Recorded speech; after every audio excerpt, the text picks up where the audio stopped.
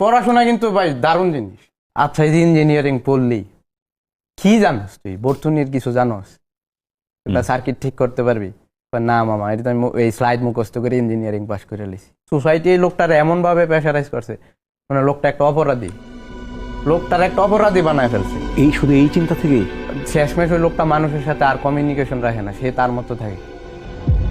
মানুষের উপরে তো জোর জবরদস্তি করা যায় না। আপনি গরু ছাগলটা পিটায় আপনি একদিকে রাখতে পারবেন। আপনি একটা 4 বছরের বিশ্ববিদ্যালয় জীবন আপনি 10 বছর কাটাই দিতেছেন এইসবের পিছু ছুটে। না, আমি এমন একটা কিছু পড়তে চাই যেটা আমি আজীবন মনে রাখবো, যেটা আমার কোনো কাজে লাগবে।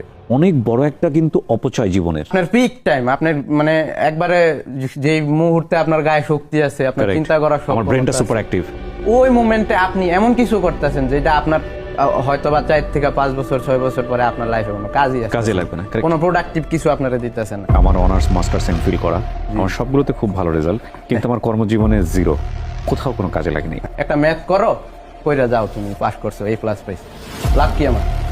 F = M এর এক্সাক্ট অ্যাপ্লিকেশনটা কি?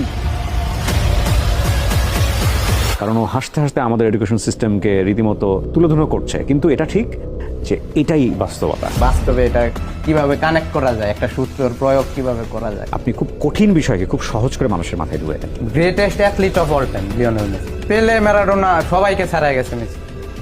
মেসির দ্বারে কাছে কেউ নেই। Messi is Messi.